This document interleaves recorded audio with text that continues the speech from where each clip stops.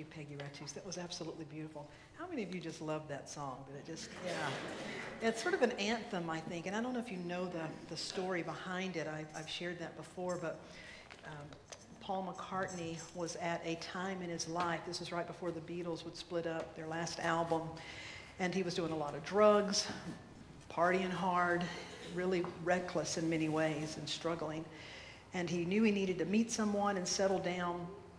And so one night when he went to sleep, he had a dream, and his mother, named Mary, had died when he was a child, and he was always afraid that he was losing sight of how his mother looked. He couldn't really remember her face without looking at a picture because she died when he was a boy.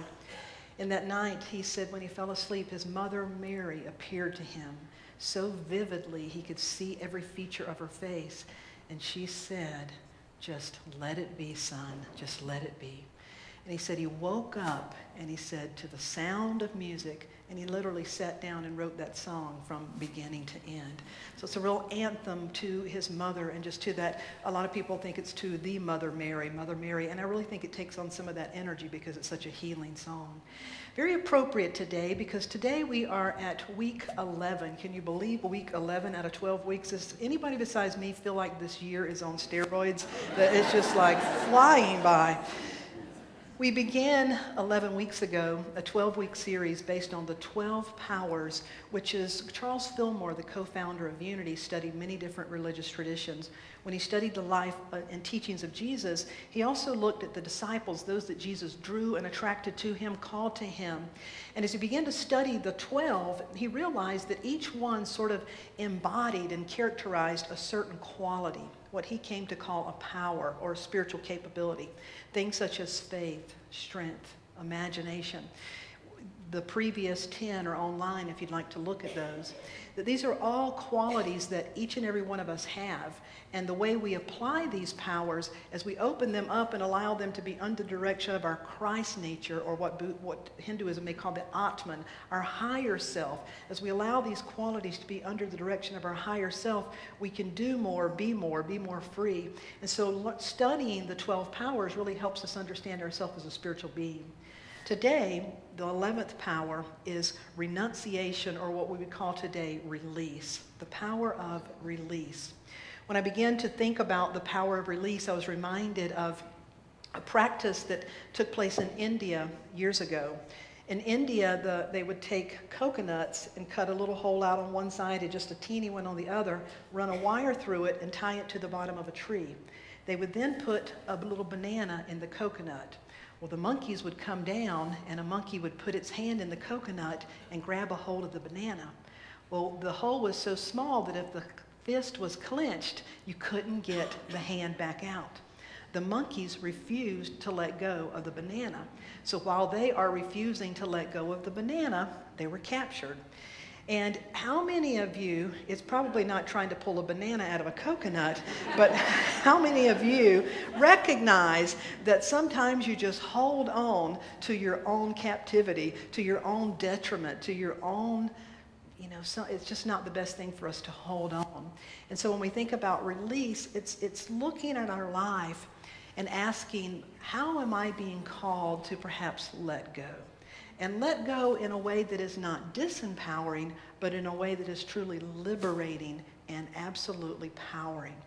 So when we think about the power of release, I personally am reminded of the first Sunday of every year. Unity has a tradition. It's not exclusive to Unity. Other places do this. But at Unity, the first service of the year, we have what's called a New Year's Burning Bowl ceremony. How many of you have attended one of those? It is a very powerful ceremony or ritual. It involves fire, a piece of paper where you inquire within, and we begin by asking ourselves, we say, I release anything that no longer serves my unfolding good.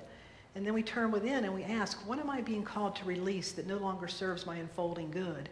We write things down that we feel like we're ready to release. Maybe it's a judgment we've been holding, a habit, some sort of limitation, a hurt, a pain, whatever it is. We write it on a little piece of paper and then drop it into the fire.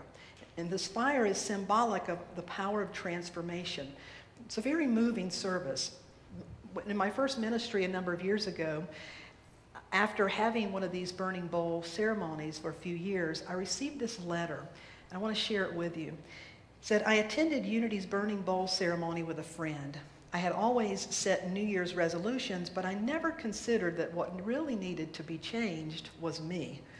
I decided to believe I did have the power to let go of a particularly annoying habit, and I held the power to release a lifelong resentment. When I placed my paper into the fire, I was surprised at the emotional release and the tears that flowed down my cheeks. Today, exactly 2 years later, I am writing this letter to tell you I am a changed person. The late Dr. Norman Vincent Peale once wrote, there's a spiritual giant within you which is always struggling to burst its way out of the prison you have made for it. I never knew I was the author of my life and that God was actually my true nature until I experienced that burning bowl service. Thank you for creating the space for the possibility of the new me to rise from the ashes of my former life. Isn't that powerful and beautiful? What I really like about it is when they say, thank you for creating the space for the possibility of a new me, the space for possibility. Well, I don't create that space. The church really doesn't create that space. We hold that space perhaps, but the individual creates the space. Only the individual has the power to create that space, to be willing to let go, to say, I don't need this anymore. And so today when we look at the power of release, is to begin to realize that it's a normal part of the creative process, but it's also a spiritual power that we have been given to use. There's a scripture in the book of Revelation that we use often at the beginning of the year, the burning bowl ceremony. It says, behold, I am making all things new. That's sort of the premise. What strikes me about this, it doesn't say, behold, I will make all things new. Behold, I can make all things new. It doesn't even say, behold, I would really like to make all things new for you.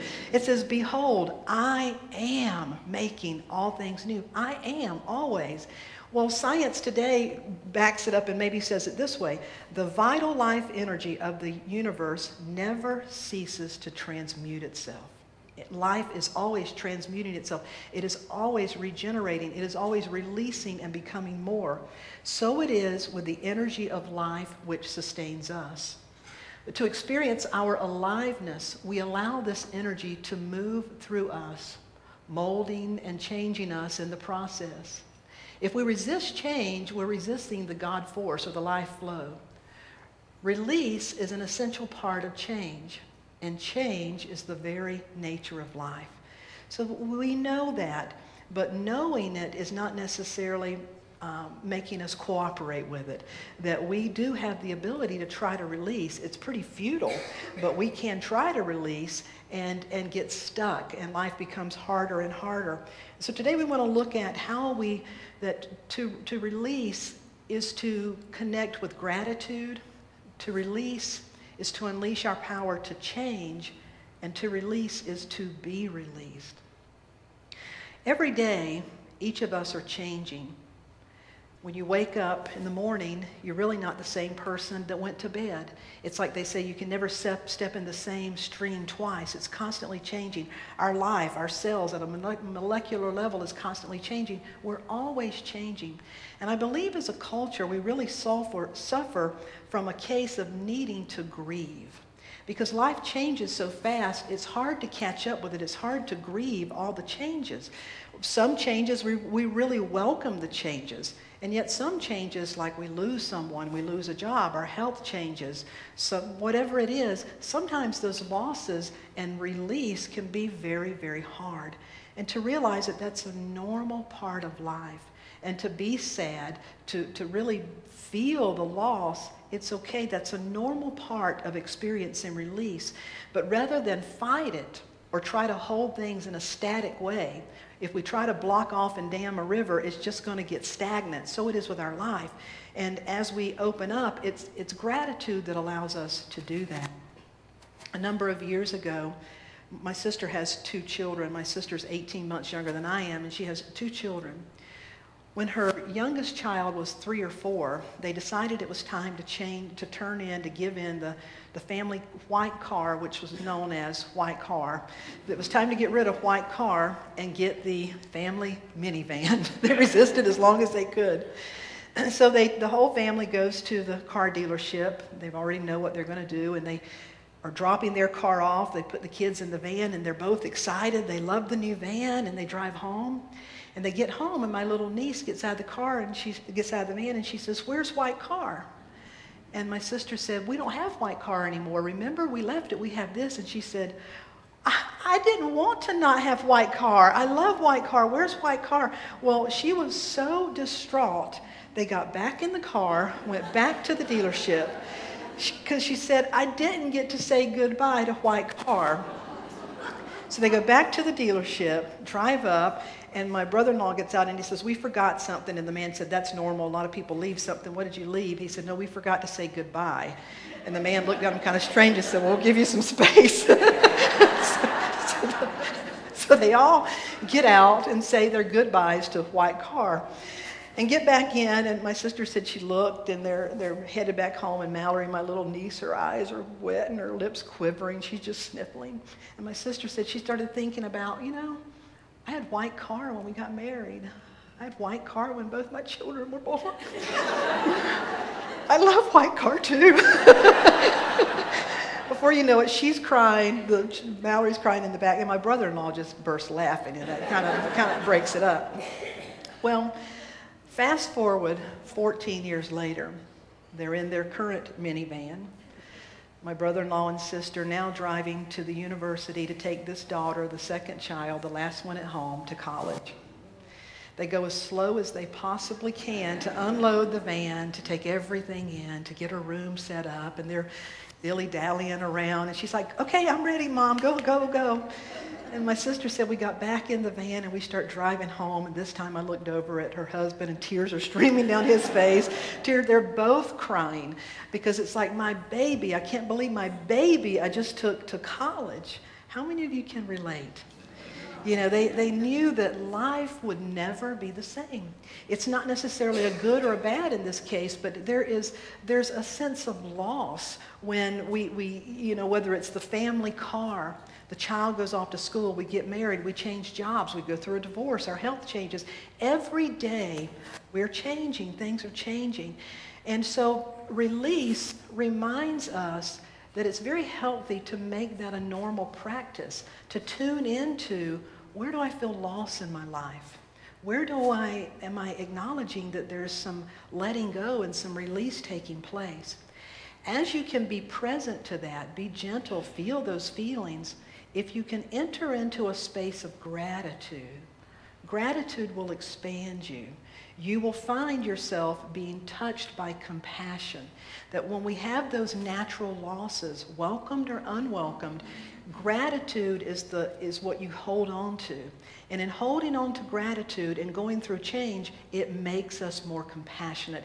Any person that has been through something very challenging, that has had loss, typically is much more understanding and compassionate with someone else because you know what it feels like. So that's the first thing to realize about the power of release.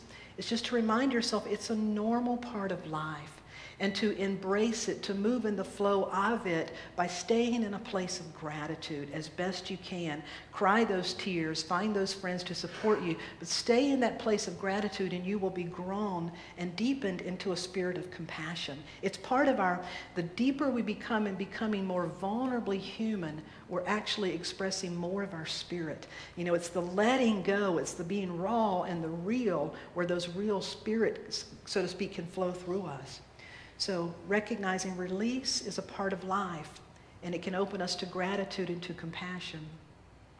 The second aspect of release is its power of change.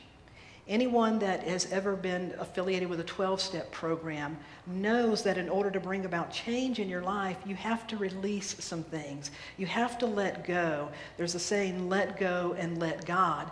And even if you're not familiar with a 12-step program, you know that you have to release in order to really be changed. And the nature of nature is to change. And so we begin to work with it and use the power of release as a powerful tool to bring about change in our lives. A number of years ago, I met a woman who told me her story. Her name is Jody. Jody was the only child. Her father worked pretty much all the time, but she adored her father. That's where she was connected and felt what love that she felt. Her mother was very troubled, and, hurt people hurt people. We passed along what we have to pass along.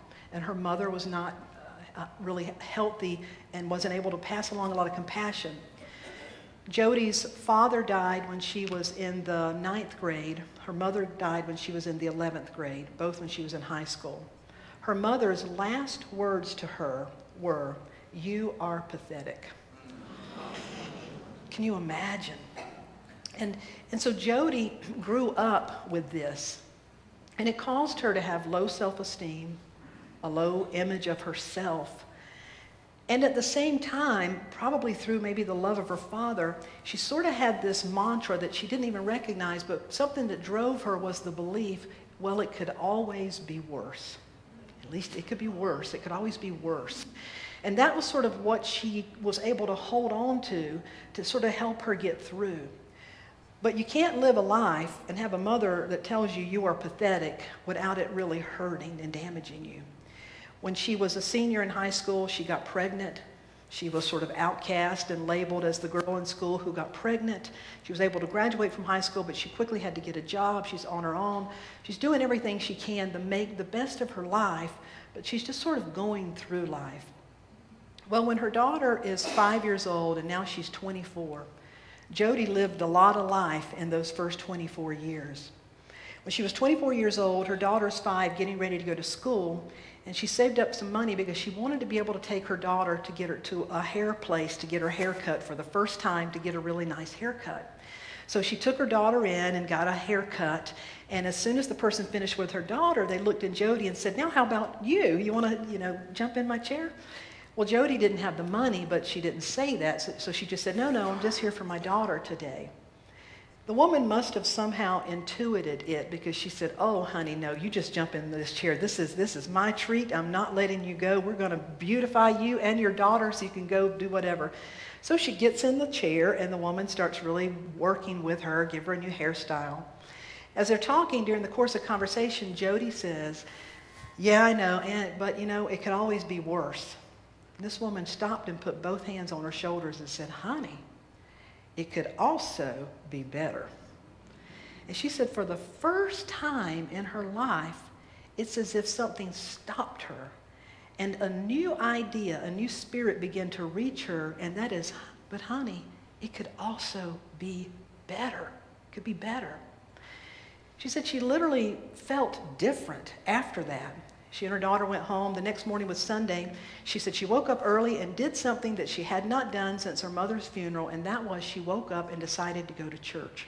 She didn't know why, but she felt it. She got up, she got dressed her daughter, and they went to church.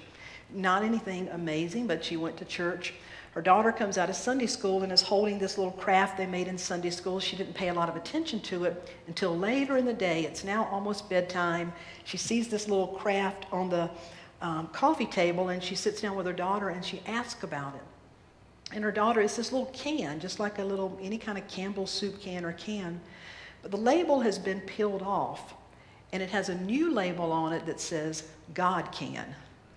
And she asked her daughter about, what is this? And she said, well, the Sunday school teacher said, anytime I have a problem when I go to school, or if I have something I don't know how to do, I'm just going to write it on a little piece of paper or draw a picture on a piece of paper, and I drop it in this, because then I know that God can. God can help. God can take care of it. So she puts her daughter to bed, and that really struck her. She said she looked at that, and she picked up that can, and she began to think about, I've probably been wearing a label that says, I am pathetic. I've probably been wearing and believing a label that says, I'm not good enough. I've probably been wearing a label that says, well, it could always be worse. Now, tell me that's not a story of spirit reaching somebody. She said she just really began to open and cry and was inspired to get a piece of paper and write down everything that she could think of as a possible label, the way she labeled herself. A pregnant teenager, a single mom, I am pathetic, I'm not good enough. She even went so far as to write the positives. I'm a loving mom, I do my best. She wrote everything she could think of that was a label. And then she wadded up into a little piece and she dropped it in that can. And she said, I prayed. I didn't know how to pray, what to pray to, but something in me reached out and I just said, if I am more than these labels, then help me know it. And when you pray that sincere kind of prayer, when the heart of you prays that, the universe responds.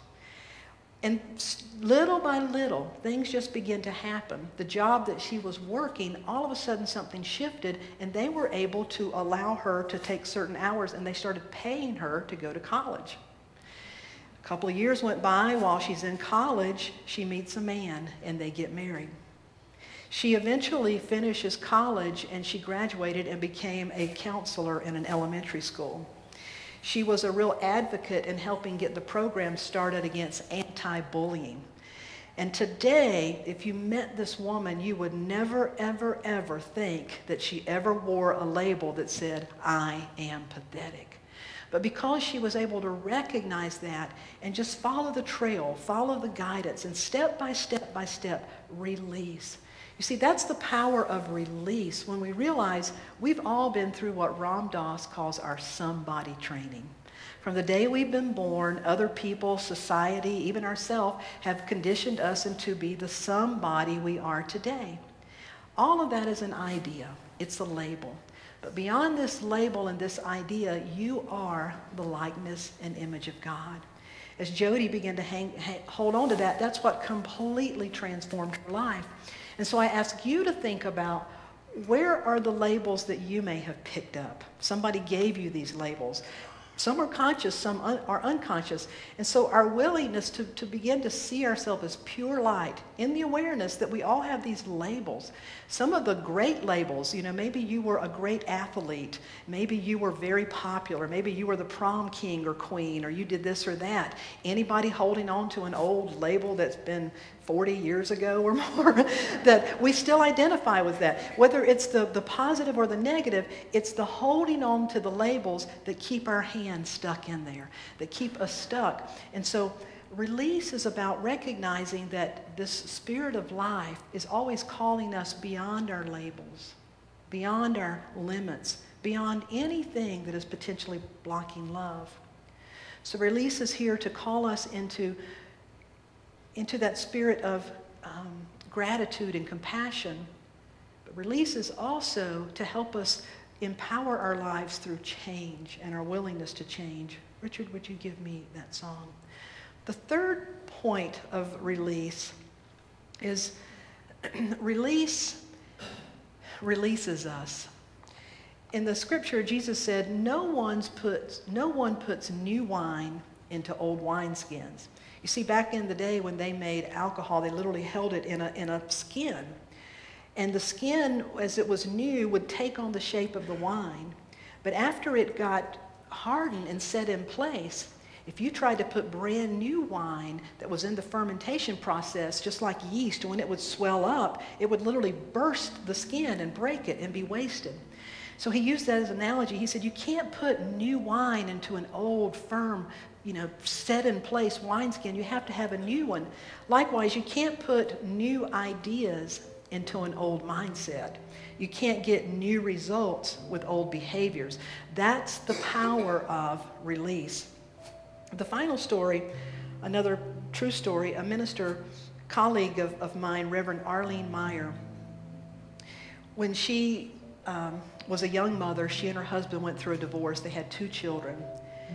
And she really was feeling like, she was the one that was having to discipline the children, and they weren't doing anything fun with her, so she wanted to do something fun with them. So So she was able to get tickets to go to the circus for the 3 of them. So they go to a circus one Saturday.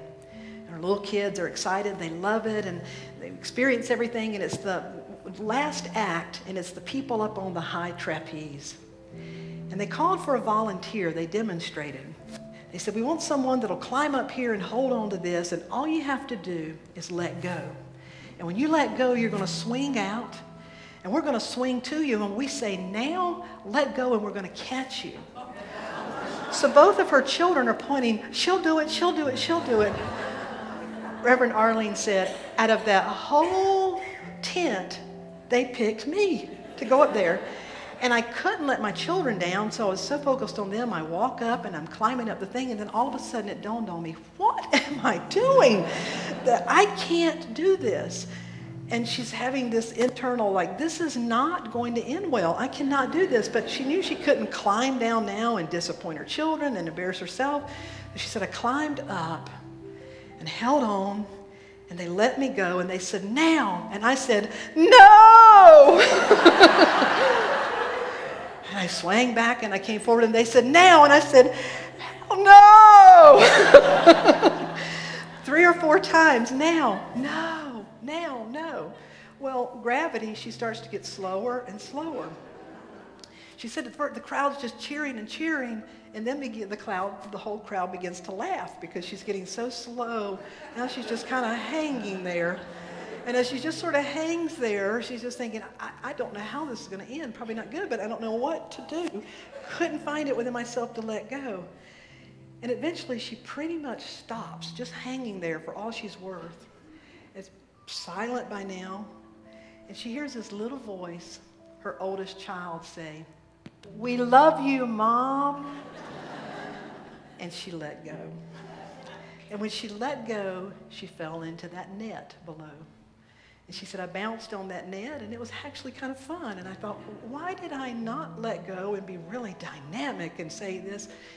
And she said it really began to make her think about how many times in my life has the universe said, now, you're ready. It's time to release now.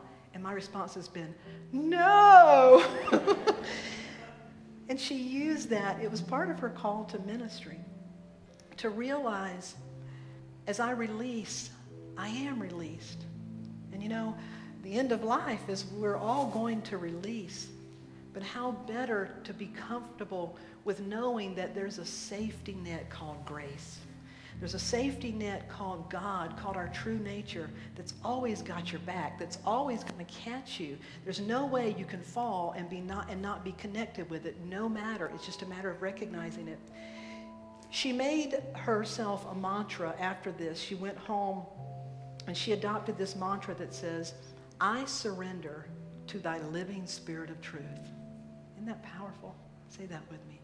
I surrender to thy living spirit of truth. Now I surrender to my living spirit of truth together. I surrender to my living spirit of truth. And I surrender to the living spirit of truth together. I surrender to the living spirit of truth. You see, that's what we're all here to do. That's the power of release. There was a time in my life I thought I had to do it all for myself. I didn't know the grace of God was sufficient, and I did not know the love of God was at hand. But now I can say, if you are discouraged, struggling just to make it through another day, all you've got to do is let it go. Let it all go. And this is what you have to say. Join me. I release and I let go. I let the Spirit run my life, and my heart is open.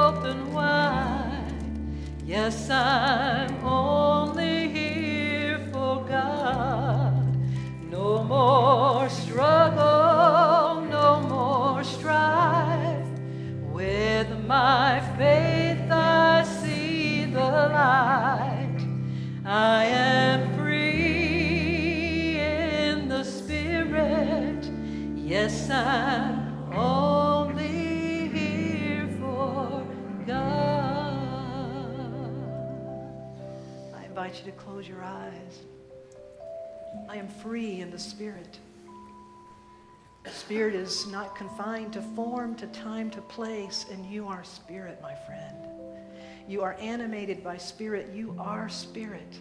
If you have recognition, that recognition is because of Spirit. When we identify ourselves as Spirit, there is no label that can stick.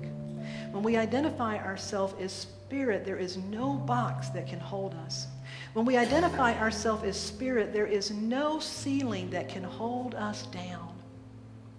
There is nothing that can define you. There is nothing that can limit you. When we identify as Spirit, we are free. It is through the power of release. We use our mind to consciously let go. Anytime our thoughts entangle us, restrict us, label us, minimize us, make us better than or less than, cause us to puff up or shrink down, we are none of those things. We may experience those things, but we are not those things. We are Spirit. As I identify as Spirit, I am free to be grown and expanded. I am free to become a clear, conscious channel for all that is Spirit, for love, peace, compassion, beauty, hope, all of these things. As I identify as Spirit, I am pure light.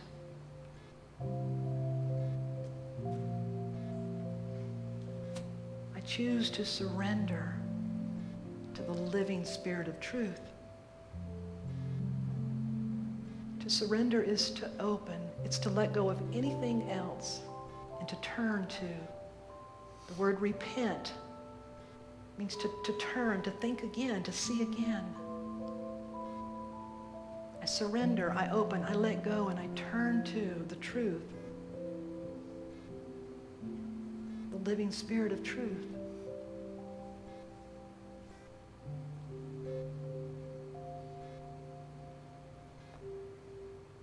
As you are here in a body of form, this body of form is here to allow you to know yourself beyond form.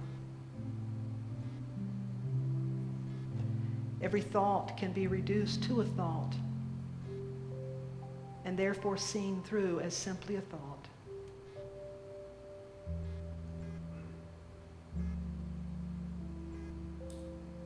The divine idea that you are as the likeness and image of God is rising up anew within you, is calling you, impelling you from within.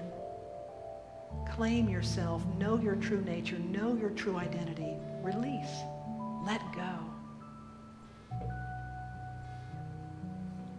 As you turn again and again and again and re-identify, recalibrate as a being of Spirit, here in service to the living Spirit of truth, you shall transcend mountains.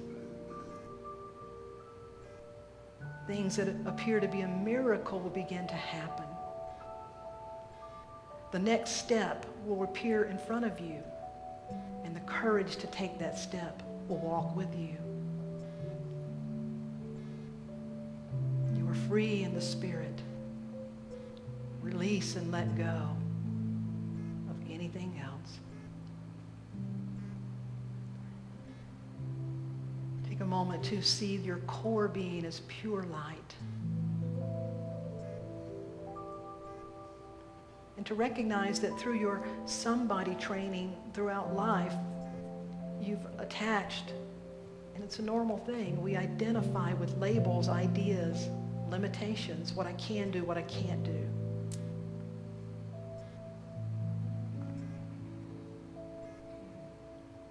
What my zodiac says, I can only be this or not be that. Or however I've identified myself. We just hold it very gently. And we allow the light of our being to transcend any label, any limitation.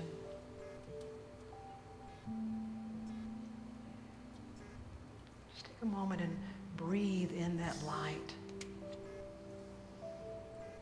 Know yourself as that light.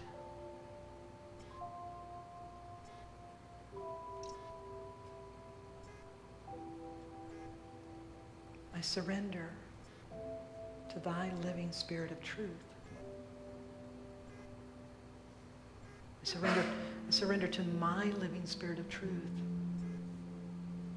I surrender to the living Spirit of truth. In this sacred space, we call into our awareness those who have asked us to hold them in prayer. And we speak their name into the sacred space, recognizing that they are the living Spirit of truth.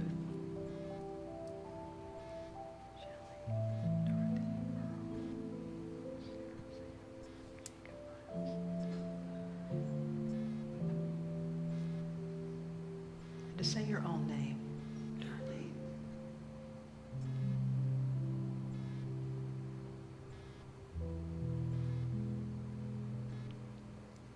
So our Creator, the one creative presence, which art in heaven, art in spirit unseen.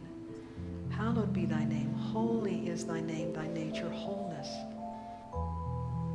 It is thy kingdom, thy reality that I seek to bring forth into my life, my awareness. That the one will, the will that I may know myself as spirit, that I may truly identify and be the spirit, that this will would become my will and my willingness. I recognize that it is my source that gives me my daily bread, my daily breath, my life, and is the provider of all that I need. I choose to forgive, release, let go, hold no condemnation, for in the releasing I am released.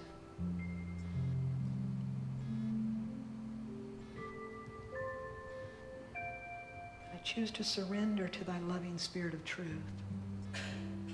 Let me not be led astray to buy into any label, to misidentify, but I surrender to the living Spirit of truth. For that is the kingdom, the reality, the truth that is my true nature. And so I give thanks and let go. So I release and I let go. I let the Spirit run my life. I am free in the Spirit. Yes, I'm only here for God. No more struggle, no more strife. With my faith I see the light. I am free in the Spirit. Yes, I'm only here for God. Would you please stand? Sing it again. I release and I let go. I let the Spirit run my life. My heart is open wide. Yes, I'm only here for God. No more